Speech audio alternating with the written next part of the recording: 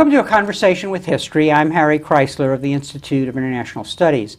Our guest today is Colonel Lawrence Wilkerson, who from 2002 to 2005 was Chief of Staff to Secretary of State Colin Powell. He has a military career going back 30 years, during which time he was Associate Director of Policy Planning at State Department and Director of the Marine War College. Colonel Wilkerson, welcome to Berkeley. Thank you. Where were you born and raised? Gaffney, South Carolina. You can't tell by my accent? I'm hearing it right now. Looking back, how do you think your parents shaped your thinking about the world? My father, as most in his generation did, participated in World War II and stayed for a while afterwards. And so I became fascinated with the military life early.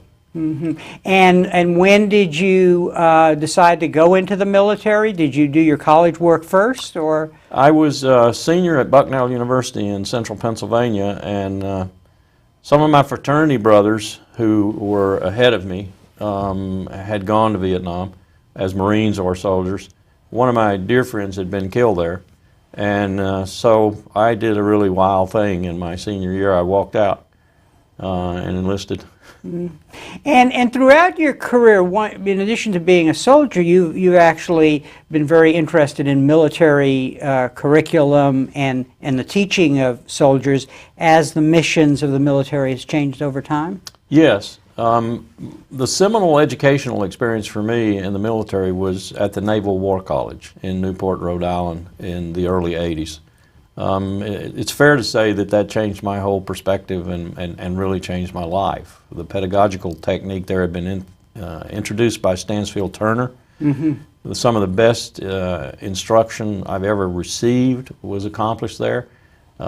Civilian military tag team in seminars. Mm-hmm. My civilian was a PhD from Princeton. My military guy had two PhDs, mm-hmm. one in comparative literature and one in religions. He was a Mormon, mm-hmm. a baccalaureate at Brigham Young University.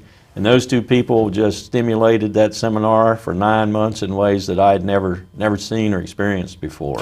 And was it putting the military's mission in the context of strategic and exactly. organizational issues and so on? It was matching policy and strategy and keeping civil-military relations on the up and up while you did it. Mm-hmm. And so looking back now and all that you know, what do you think are the skills required to be a soldier today, and how does that kind of differ from when you went into the military?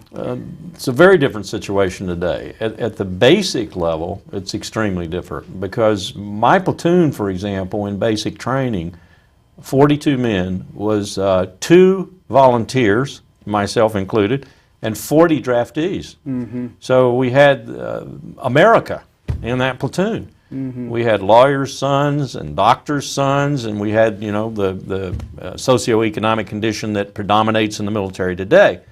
And that's the significant difference. The volunteer force today is a very different force from that force that I came into. And in some ways, I think we're courting danger as a republic with this kind of military. It's turning. I'm the last person to criticize the military, but I have to be honest about this. The military is turning more into a French Foreign Legion type force than what I grew up in and what I was a member of.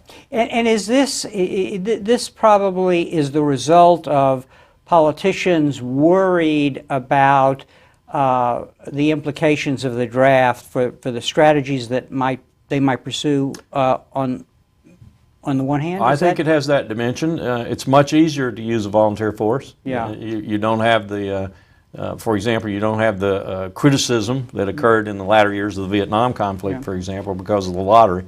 It's a very technically oriented force, and so it's better to have people who stay a while. You don't want those 2-year people who come and go, which the draft gives you. And it's also a force that's better educated in the sense that the recruiting standards have been kept fairly high. Because you mean now? Before, when they first implemented the volunteer force. I see, right. Getting to now, those standards are going down for the land forces in particular. In my Army, they're just plummeting. non-high school diplomas, non-high school graduates, Category 4s, mental Category 4, which means they can't hardly read their name on a guard roster, 42-year-olds in the combat arms and so forth. The standards have been lowered significantly in order to keep up with the pace of operations. Your background, as you've just touched on, led you to have this extraordinary opportunity to, as a military man, to staff national security officials, and this is how you established a relationship with Colin Powell. Talk a little about that and your duty with him, how it began, and so on. I was teaching at the Naval War College, very, very content to be doing so, and I received a call one day to come down and meet the National Security Advisor from Ronald Reagan, which was his duty at the time. I did so. He had just left the White House. It was 25 January 1989, and I interviewed with him, and long story short, a few months later, I thought I'd failed the interview. He asked me, did I want the job? I said, no. I'm very happy doing what I'm doing. I love teaching. Thought that was the end of it. Well, he later revealed to me that that's the reason he picked me. I see. I didn't want the job. So I went to work for him. I went to work for him as a speechwriter and special assistant, and wrote most of his speeches in the early days, and then became, I like to think, I think he would testify to this, a personal confidant and an advisor on strategic issues. Barry McCaffrey, whom you may know, once said to me in the chairman's mess, you know, you're a better strategist than you are a speechwriter. I said, I'll take that as a compliment, General. Of course, some speechwriters for other officials haven't known strategy, and that may be with the problem.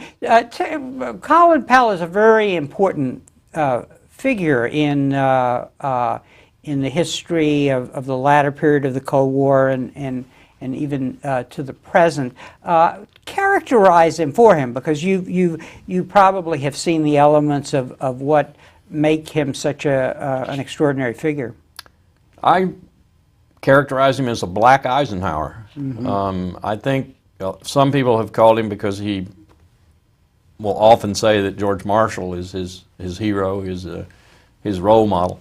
But I think Eisenhower fits that characterization better than Marshall does. Eisenhower had, as we all know now, not a predilection for politics, but he certainly went into it, and he had some success at it. Marshall didn't even vote, as he said to Truman. And I also think that Powell has the same kind of instincts that I like to think Eisenhower had from all the reading I've done about him. And of course, he was president while I was a young person. And I think, other than what we might say about Powell as an individual, that's the best way I could succinctly describe him to the world, as a black Eisenhower, but one who decided at the end, for a number of reasons that Eisenhower wouldn't have had, not to go into electoral politics, not to run for presidency, and perhaps have saved us from some of the turmoil we've had over the last few years. And I get the sense from what you said here and other places that he had a sense of the complexity and subtleness of the politics when you were dealing with major strategic issues, relations with allies, thinking about bringing the world along on particular problems. Yes, as a matter of fact, he was so acutely aware of that ability that one of the things he said to me in his interview with me in the Pentagon in 1989 was, you know, I was there when Gorbachev made his seminal statements. I was there when we met in St. Catharines. I was there when this happened. I was National Security Advisor. And I'm not going to relinquish all of that as I become a four-star general, because these are perilous times, these are tumultuous times, and I am going to speak out a little more probably than the average Army general, because I've had these experiences and so forth. And so I knew when I signed on with him that this was not going to be your standard flag officer with whom I was destined to work for 16 years. You're a person who studied national security and done national security, and I want you to give us a sense of what it was like when the 9/11 attack occurred, because it seems that shock sort of changed things, both in terms of the response that was chosen, but also in terms of the fact that we had been hit on the homeland. Right. Well, the immediate, what I would say as a military man, the tactical happenings were that I got out of a taxi, heard it on the radio. I was right in front of the State Department, and when I heard it on the radio, I realized it was probably a terrorist attack. I ran into the State Department only to meet everyone coming out, because we had just been told that the attacks had occurred. We were worried we were on the target list. Indeed, someone had reported that a car bomb had gone off on C Street right outside. So, and we could see the black plume of smoke coming up from the Pentagon across the river. And so that was the immediate circumstance. Even with that, though, on that very same day and night and the next day, a team assembled around Secretary Powell, and we essentially built the strategy for what would become known as the global war on terror. And that was more or less built around a huge matrix with all the countries that we thought would have capabilities, hundreds. Down the left-hand side was the capability, whether it was provide troops and what type of troops, provide logistics and what type of logistics, overflight rights, basing rights, political support, and so forth. And out of that matrix came our diplomatic strategy for what we would tell our country teams, our ambassadors, our consular officers, and so forth, to pursue with that government. And of course, with the principal governments like Jack Straw in England and so forth, Powell would be a part of that pursuit. And we built that strategy, and that strategy was focused on, as you might suspect, Afghanistan and one or two other places where we knew through intelligence that al-Qaeda-like groups were. Iraq was nowhere on that matrix. And when you finally were really the first, I think, person to come out once you had left the State Department and describe what you saw, what actually happened in terms of American strategy.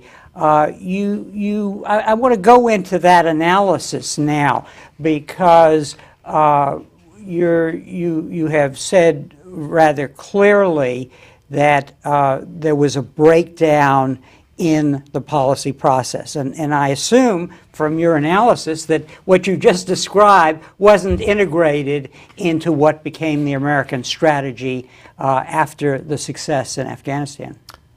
Actually, it was even before the success in Afghanistan, such as it was culminated.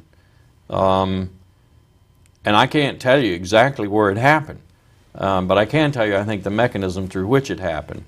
The mechanism was a cabal, as I've called it in the past, between the Vice President and the Secretary of Defense in order to subvert the statutory decision-making process and to essentially achieve the objectives that those two wanted to achieve, and principally, I mean, the Vice President wanted to achieve. Was there presidential complicity in this, as there was, for example, when Kissinger and Nixon stepped outside the statutory process and conducted their rapprochement with China, or when Brzezinski and Carter stepped outside the process and totally isolated their State Department? This has happened before, in other words. I don't know. I tend to think that this was a step outside the statutory decision-making process by a vice president who was unprecedentedly powerful, the most powerful vice president we've ever had, and a Secretary of Defense who was in league with him. Indeed, they both had been Secretaries of Defense. And their body language, when you saw them together, you didn't know which one was Vice President and which one was Secretary of Defense.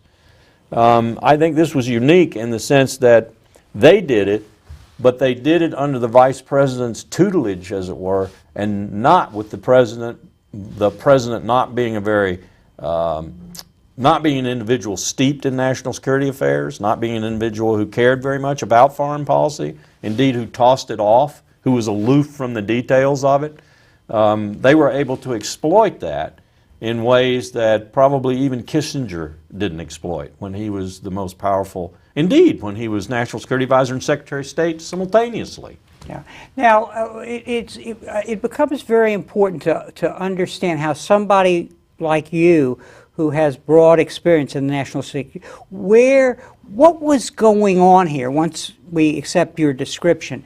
In other words, how do we understand Rumsfeld and Cheney? Is it their experience in the Ford administration was a formative experience, that is the kind of loss of presidential authority in the transition from Nixon to Ford and the effort to restore it? Or was it their long-term career in national security where they were always outriders? How do you explain, because what they really were was extremists, as you're describing them. Radicals. Radicals, but not in a Berkeley sense. Right. We got to watch how we use that word. The radical right. Yeah. But how do you account for that? Because I don't think when you talk about principles, it would be very hard to find in all the cast of characters in the latter part of the Cold War people acting as they did. So how do we why were they that way? No, I couldn't agree with you more, and I would also go back a little and tell you, as you probably are well aware, that they had a lot to do with the end of Henry Kissinger, right. Cheney and Rumsfeld together, because they thought détente, being soft on the Soviet Union and so forth, was not their policy. I think they brought some of that into this administration, but they also brought, and if you look at Cheney's dissenting opinion on the Tower Commission report, for example, and you understand what he believes in his heart of hearts about executive power, you begin to get some insight into this.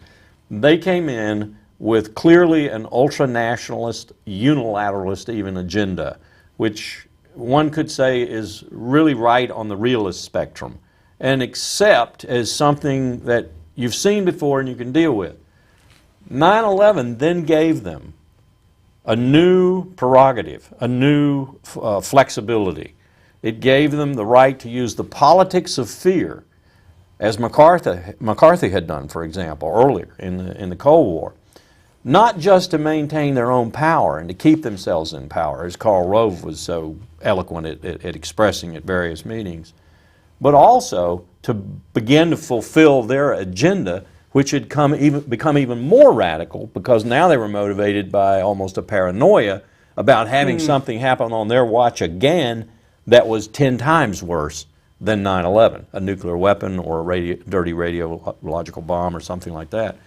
And so they were motivated by not only their agenda and their feelings about executive power and the fact that the U.S. Constitution is really an anachronism in this modern world where dangers lurk behind every corner.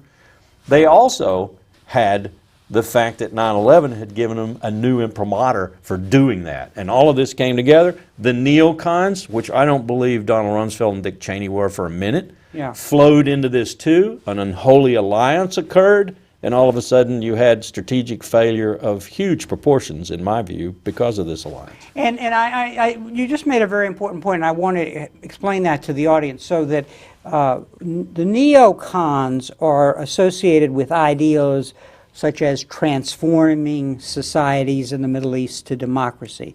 Also a heavy emphasis on support of Israel.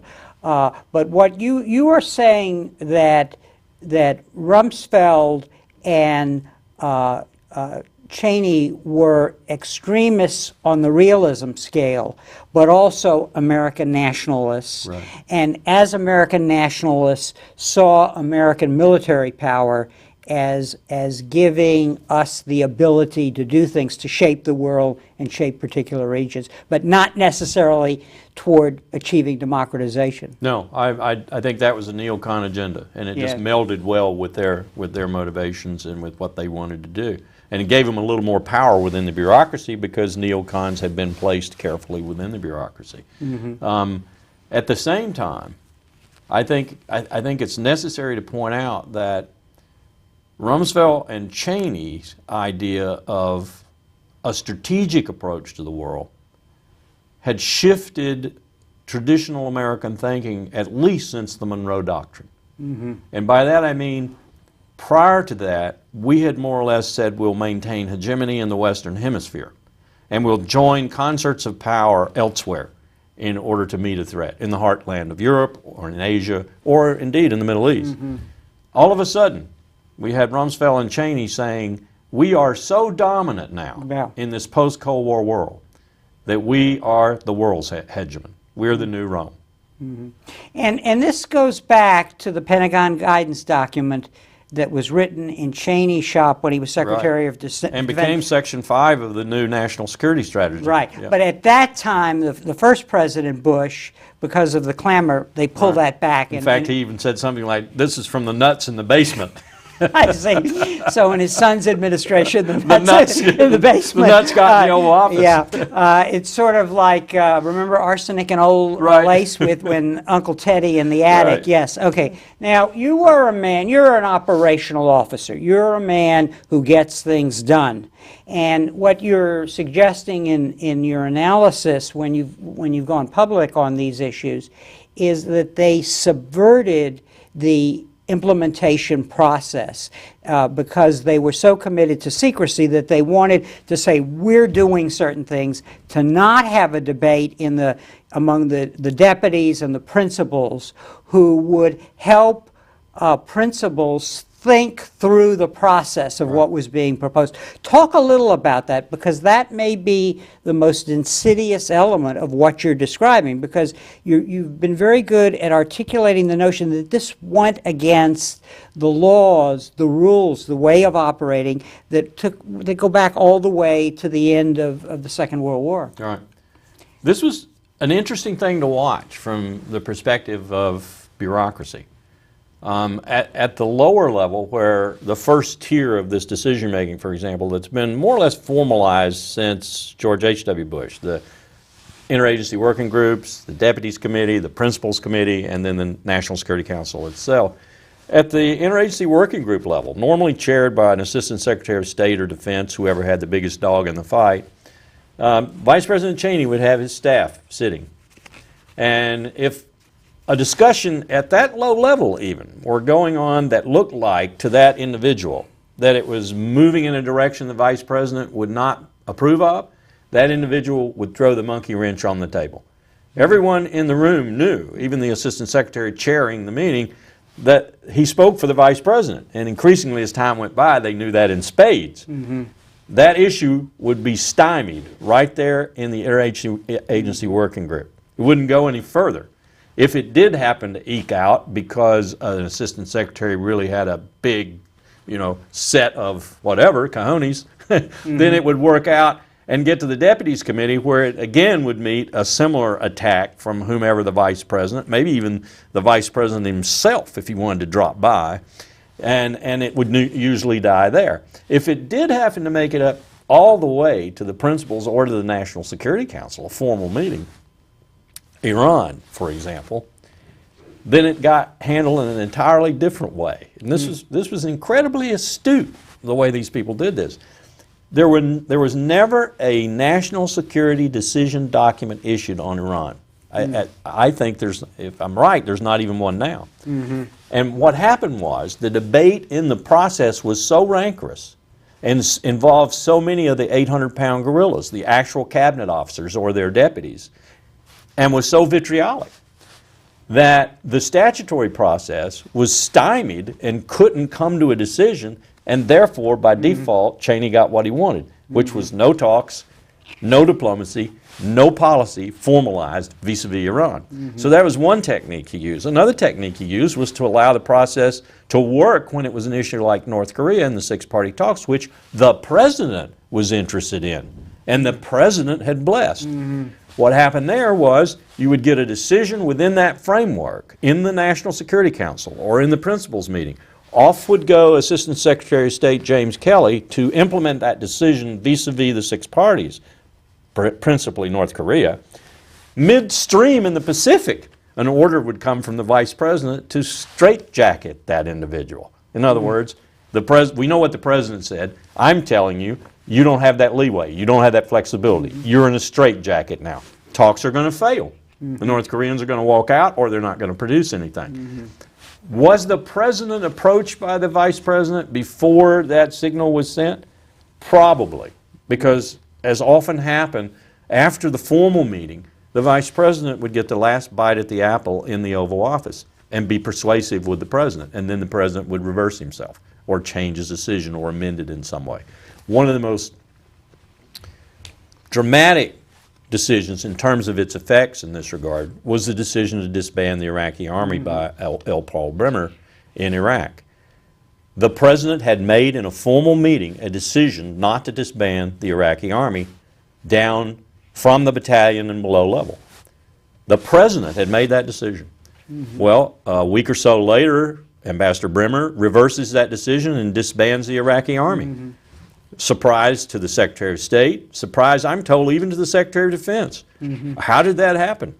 Did someone go back in and talk to the president and get him to reverse his decision? He never said anything about it, so they must have. If it was someone, that someone was probably the vice president. And you identify in some of the speeches that I've read and the interviews that you've had, essentially two areas, and you started talking about one, namely the post-conflict plans for Iraq, and this disbanding of the military was one of those things. The other being the whole decisions about torture and not sticking by the Geneva Conventions on the treatment of prisoners of war. So in both of these cases, this process was working. Now, implicitly, you're identifying a failure of leadership by the National Security Advisor. Absolutely, and by the president. Yeah, but in other words, that role, as it's come to be defined with people like Brzezinski and Kissinger, was to knock heads together and point out to the president. To discipline the process. Yeah, to discipline the process.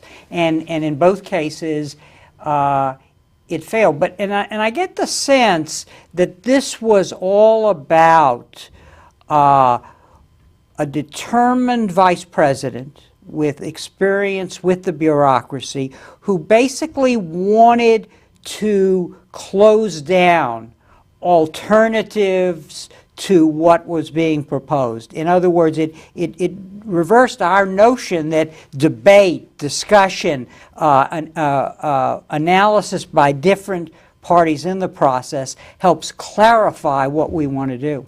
I think that's absolutely right. That's a characterization I would support. The vice president was right for whatever reasons, and didn't want to brook any dissent, and knew the bureaucracy would be forced eventually to do what he wanted to do.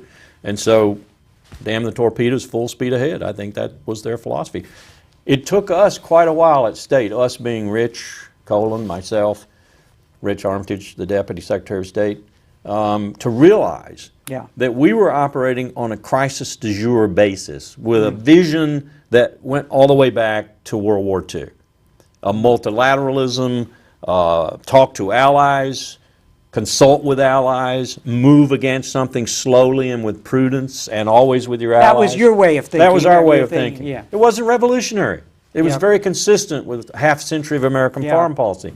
We were up against a group that was possessed of a vision, had articulated to themselves a strategy to bring that vision into being, and were ruthless, utterly ruthless in doing it. And it took us a while to figure that out, and by the time we'd figured it out, we had the Deputy Secretary of State, for example, characterizing them as the Nazis, the Gestapo. Yeah, and that's actually a very interesting point, because I have a sense that the establishment in Washington, and here I'm not just talking about people at State, but here the press, the Washington establishment press, the Congress was slow because it was difficult to come to an understanding of how extremist these were. Is that a fair assessment? And I talk a little about that process, because in the beginning it's not so clear what's going on, I guess, right? It's not. I think in the beginning, before 9/11, for example, there was a pool as to which cabinet officer would go first, and everyone was betting on Rumsfeld because he had so messed up the Pentagon in terms of, and Wolfowitz had helped him, they just weren't running it very well. And the confrontations with the uniformed military were significant. Yeah. Rumsfeld's power plays were not working very well. His battle with the Army was becoming a casus belli for the rest of the armed forces. So we were all saying he was going to be gone. And then comes 9/11 and he becomes Secretary of War, not Secretary of Defense. Rolls up his sleeves, goes outside the Pentagon in the smoke and the debris, and makes himself a hero overnight, and even becomes, in one commentator's words, a sex symbol as he does his press conferences and so forth. Turned everything around. 9/11, I think, turned the rest of the government around with respect to obeisance to the commander-in-chief, including the Congress. And it didn't hurt that it was in the hands of the Republicans at that time, and the leadership, I think, was as feckless as leadership as we've ever had, except possibly for the Democratic leadership in the Congress right now. Reid and Pelosi are unimpressive, totally unimpressive. But the Congress became an obedient lapdog of the White House rather than a separate and equal branch of government. And oversight was virtually non-existent. And that didn't help us at all either as we began to realize what was going on. And we began to realize that even our oversight committees, in some respects, were complicit with what was going on. You couldn't talk to Dick Lugar, for example, of the Senate Foreign Relations Committee, about your deep concerns because he was a Republican. You went and talked to Joe Biden about him. That's not the way business should be conducted. Now, let's talk briefly about the second issue, which is this whole violation of Geneva Conventions, the whole abuse of intelligence to get information, which then leads to torture and so on. And there, I think it's important to emphasize that for example, the JAGs saw the problem here and tried to resist, but were unsuccessful. That's true.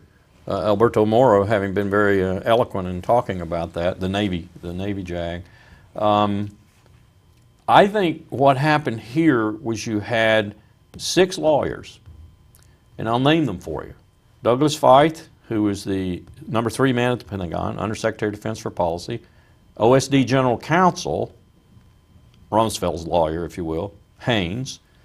That's at the Pentagon. Then you had 2 at the Office of Legal Counsel and Department of Justice, who I think were working without even the Attorney General's knowledge, John Yoo and Jay Bybee.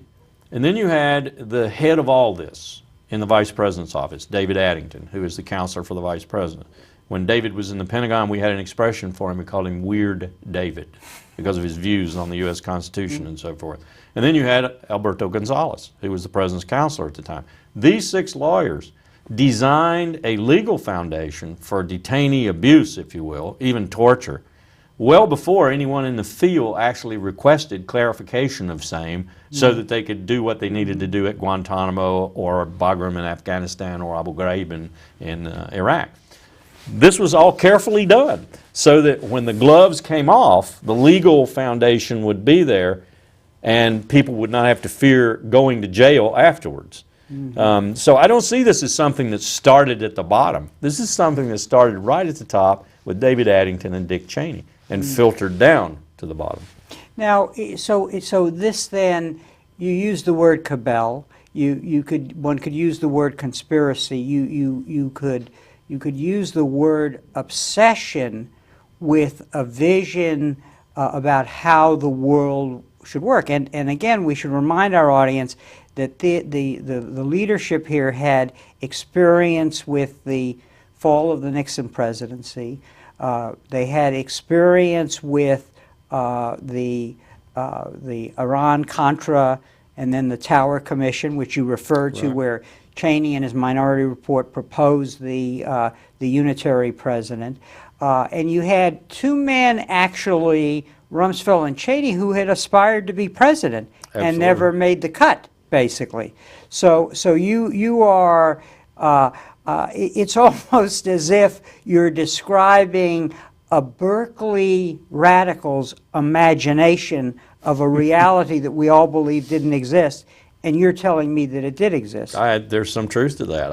I even think if I were a psychoanalyst and I wanted to approach it from this angle, that when George W. Bush turned to Richard Bruce Cheney and said, head my vice presidential committee. It was moments after that he decided he was going to be vice president. And by vice president, surrogate president. Now, there was a point at which an alternative was being considered to be Secretary of Defense. I think it was Senator Coates. Right. Was that just a play? Who failed the interview with George W. Bush. Right. But one doesn't know why he failed. Right. So then that would play into your notion that there was all right. So I think looking back on the history of it, I think they had to do that, they being Cheney principally, Addington no doubt.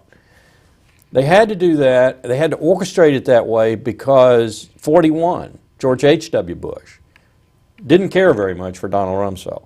And so they had to give the appearance, at least, that they had looked at someone else before they could turn to Rumsfeld. Now, Rumsfeld was targeted for the CIA, and I'm told by sources I valued the opinion of, Rumsfeld said not only no, but hell no. And so this all worked itself out to Cheney's benefit. Now, we come to an important point here, which is if once you discover, and I don't mean just you, but once there is a kind of realization of what's going on here, when does one go public? We've had Robert McNamara on this program, and I've discussed this with him about the Vietnam War. So the question becomes, what is the dilemma here? You ultimately did go public. I think you were the first person who really called a spade and went out and did it. Your principal, Colin Powell, never did. Talk about that dilemma. It is a dilemma, and it's real.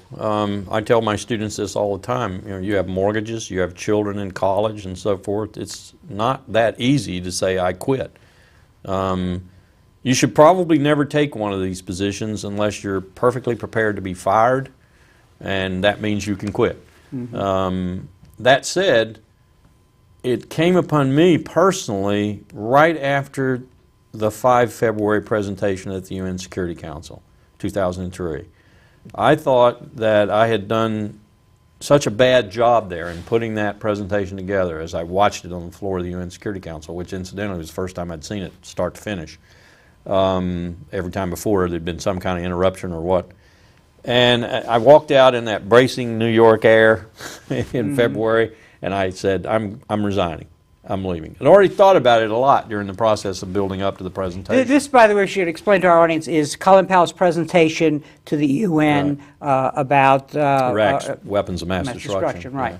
I'd already thought about it during the time. In fact, I'd already typed it up during the time I was doing it because I thought it was an impossible task. 5 days and nights to present this monumental case. And then as time went by and as I went through the Abu Ghraib photos where the secretary came through the door to our office, our adjoining door, and he said to me, Larry, put this together. I've got Will Taft, my lawyer, working on it from a legal perspective. I want you to work on it from a political and fundamental perspective of how did this happen? How did we get to the point where these prisoners are being abused like this and so forth? And I put together a dossier for the secretary. And all the time I'm also watching Iraq closely, and I'm seeing things deteriorate. I'm seeing things falling apart. I'm seeing the State Department isolated, not able to participate in what's happening in Iraq. I'm beginning to understand what the Rumsfeld-Cheney cabal meant to happen in Iraq that didn't happen, installing Ahmad Chalabi and leaving is what I'm talking about. I'm seeing all of this. So by the time I got to the end of 2004 and walked out of the State Department the next month, I had a real battle going on inside myself. And I decided that I would start going around to the war colleges and speaking on a non-attribution basis. And I did so. And what stunned me at these war colleges was when it came time for the question and answer period. 400 soldiers, sailors, airmen out there, all lieutenant colonels, majors, colonels, captains in the Navy. I thought I would get a barrage of question and answers that would just devastate me. I'd have a difficult time answering them and holding my, my pitch. Instead, I got people telling me, you don't know the half of it.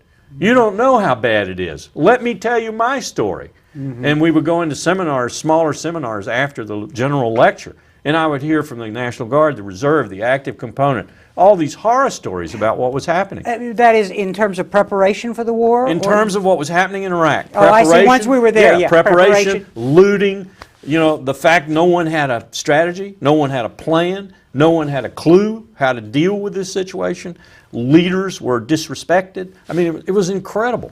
And so that all came in on me, and I said, my responsibility to not speak out as a serving active duty military officer or now a retired one is such that I can't adhere to it anymore. The protocols are gone. I'm going to speak out publicly, and that's how I decided to. Now, I guess in the mind of someone like Colin Powell is the notion that you stay in because you might hold back the system from going off the deep end. Is that a fair assessment? Namely, that you hope that by staying in you can maneuver the system so that the damage won't be as great as it might have been? You would not have wanted, nor would any other American of reasonably sound mind, have wanted to see those first 4 years without Colin Powell. Yeah. From China, which he took at the very beginning when the EP-3 and the F-8 collided and our EP-3 reconnaissance plane went down on Hainan Island, he took over the U.S.-China account. I'll have to admit the president was on his side. The president, for economic reasons, his economic instincts told him the U.S.-China relationship, Walmart and everything else, was very important. So he backed Powell 9 times out of 10 on China. But Powell took over the account from people in the Vice President's office and the Secretary of Defense's office who wanted China to be the new Soviet Union. Wanted to keep the military and industrial complex vibrant and robust, and wanted to take on, as many did in the early 50s, the Soviet Union, China before it became so powerful. You had people in the press and people in the Congress who were advocating this position too. So Powell took that account and ran with it. Powell held hands under the table.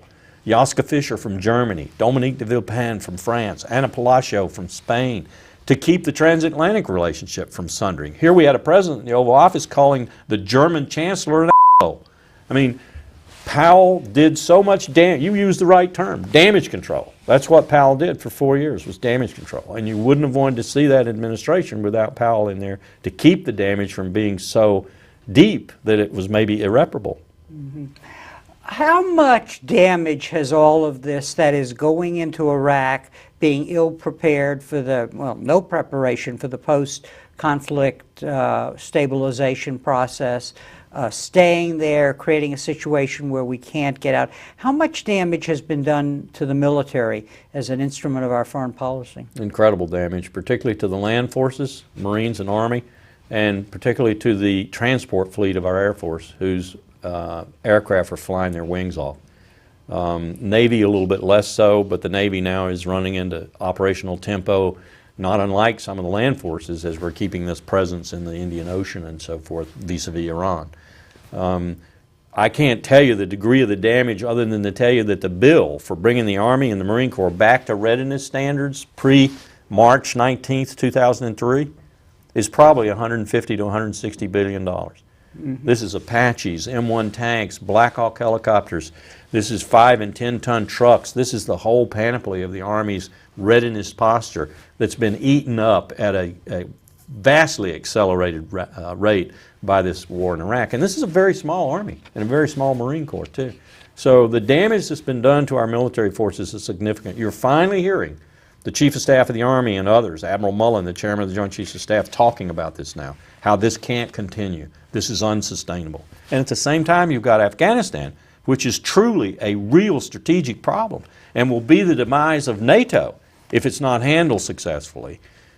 That's not getting the attention it should be getting because Iraq is taking all the troops. With all of this wreckage, and you've just articulated how this process worked and so on, what was in the mind of this Cheney-Rumsfeld cabal? What is it about absolute power unchecked? Because if we look at the international environment, there was no balancer. We had lost the Soviet Union, whose ability to balance our power was constrained what we can do in the world. Right. In the end, what was this about? Power, oil, or what? I think for Donald Rumsfeld and Dick Cheney, to varying degrees and with different nuances, power is what it's all about. Mm-hmm. I think, for example, Donald Rumsfeld's slide rule was not morality as you and I understand it. It was, if it goes and increases my power, it's good. If it decreases my power, it's bad. Cheney, I think, has a little more altruism to him, if you will, than that. He's not a completely amoral person. But I think a story told to me by a congressman from Oklahoma is probably more apt than I thought it was when he told me. He said, I've known Dick Cheney ever since he came out of Wyoming. Dick Cheney is not, as Brent Scowcroft has recently said, and he'd said it in the New Yorker magazine in an interview, a man I don't recognize. I recognize Dick Cheney. The difference between Dick Cheney then and Dick Cheney now, being his vice president, is that before he always had adult supervision. He either had George Herbert Walker Bush on top and Colin Powell on the bottom, or he had a whole Congress arrayed around him, or he had Gerald Ford over him when he was chief of staff at the age of 34, or he had Donald Rumsfeld over him. He now, for the first time in his life, has no adult supervision, and he's a wild man. This is what the congressman said to me. I think there's some truth to that. There is no adult supervision, and that is a direct reflection on the man I voted for and we elected, however imperfectly, as President of the United States. So, two questions come to my mind now. What does the next president, whoever he is or she is, do about this wreckage? I'm not asking you to give me a solution about Iraq so much as I'm interested in restoring the integrity of the national security process. Right. That's a huge question for whomever it is. And I think that question is going to be complicated in major ways by the fact that I think, in my view, we are confronting a financial and economic crisis right now that may take on dimensions that even surpass the crisis that Franklin Roosevelt had to deal with. And that focuses the mind incredibly and makes you tend to be insular, domestically oriented, and forget foreign policy. That, I think, is going to be a huge challenge for whomever it is. That said, what they're going to have to do, I think, is from the bully pulpit, which after all is the real tool of the president of this country, they're going to have to articulate an entirely new vision, and then more or less their actions are going to have to match that vision. And that's everything from closing Guantanamo and renouncing torture and defining waterboarding as torture, for example, to, on the other side of the coin, beginning to talk to our enemies, beginning to deal with our enemies, like Iran, for example, negotiate, use the diplomatic tool, use the economic tool, use the cultural and informational tool, and back away from the military tool. The image we present in the world today is the image of the Star Wars battleship, the trooper with the star, Darth Vader. Darth Vader, and the Death Star. And the Death Star, yeah. That's the image we present. Even to the Turks now, where polling shows less than 15% of the Turks have a positive view of America. 10 years ago, it was 70% plus. This is insane, and it's going to be a huge challenge for the new president to mend our reputation, to put it on the mend, and to convince the world, including our friends and allies, that we haven't lost our head, that we're still a responsible global leader. And have we militarized our foreign policy too much? Extraordinarily so. And how do we back away from that? I mean, is that going to be part of the problem here? There are some radical solutions out there that I'm no longer calling radical. One I heard at the Naval War College would be something like this.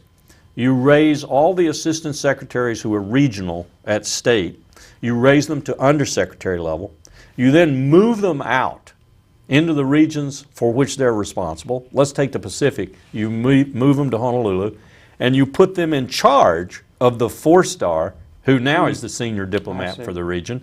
You give them a staff that's on top of his staff. You make him the deputy. And so you have, instead of a unified military command, you have a unified diplomatic command with a military arm. and the civilian is the boss.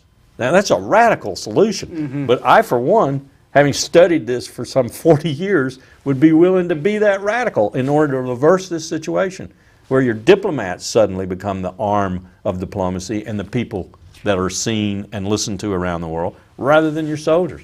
And so what this is going to take is a... and remember, I'm a soldier for 31 years. Believe me, the things you're saying don't surprise people at Berkeley. they surprise people, coming from somebody like you with the experience you have. So this is going to take a Franklin Roosevelt type for national security, and somebody who has the vision, who can articulate that vision and have the support with the populace and in the Congress to do this. Absolutely. This is big time stuff. It's going to require more than anything else leadership and good judgment. Now let's put Colonel Wilkerson back in the classroom. How do you teach this to military officers and so on? Because obviously we have to have hope about a future where we move beyond this tragedy. But do you need to emphasize in your curriculum checks and balances, basically, and as you tell the story of the subversion of what was a national security process that worked? I'll preface my remarks with this, which might surprise you, as you indicated you were surprised by my saying what I'm saying. More military officers than you might think feel the way I do.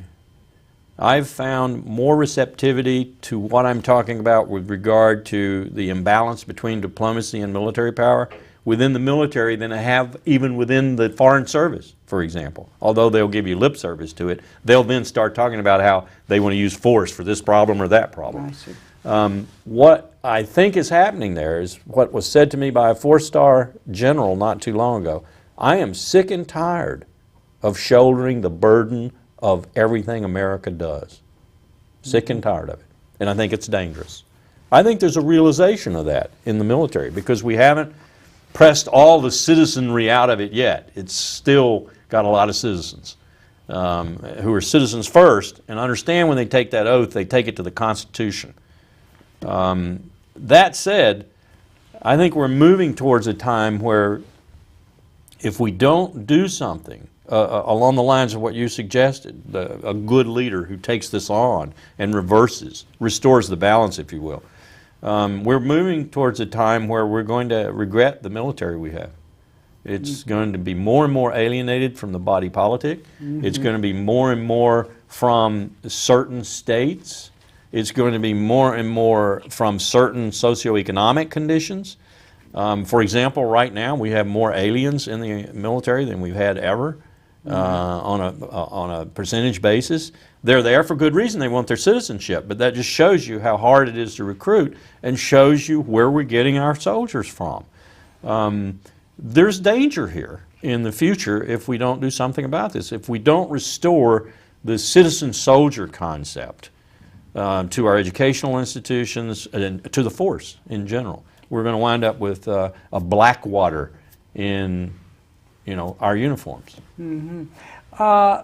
Looking back now at all that you've just described and in the context of your career, what has surprised you the most as you've walked through this ongoing wreckage of a system that you worked for and believed for? I'm not talking about the American Republic, but rather the national security process.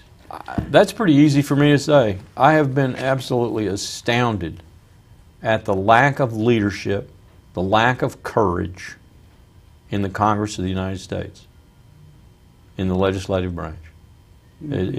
I go back there. I know, when Lincoln stood up on the floor of the House and gave his famous spot speech and lost his job because it was a very popular war with Mexico and got us a lot of new territory and fulfilled Manifest Destiny and all that. I know the Congress has been feckless before.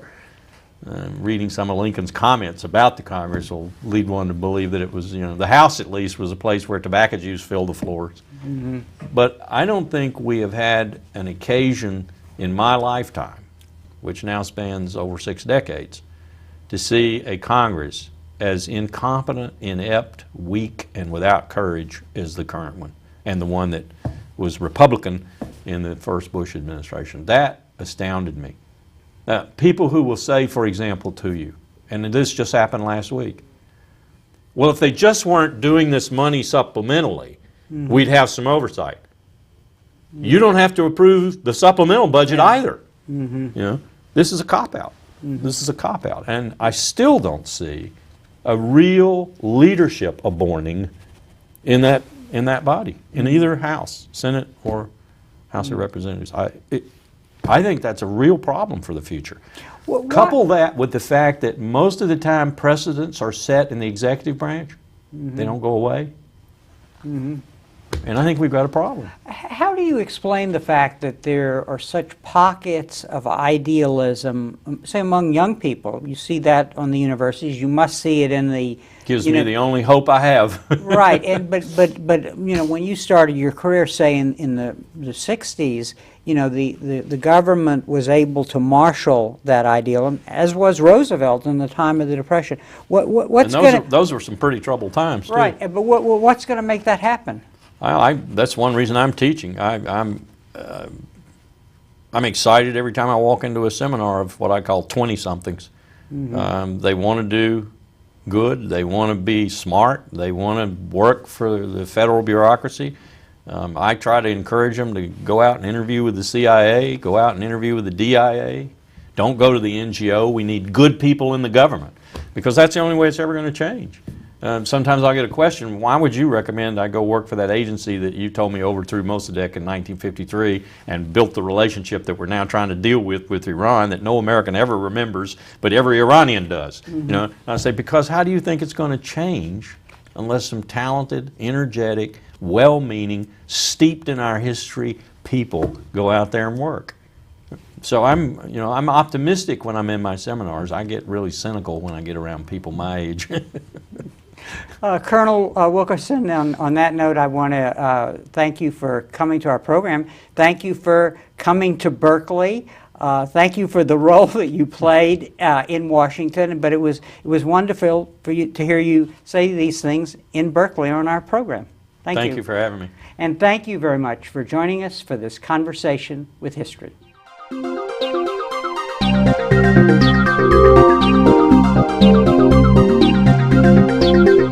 Thank you.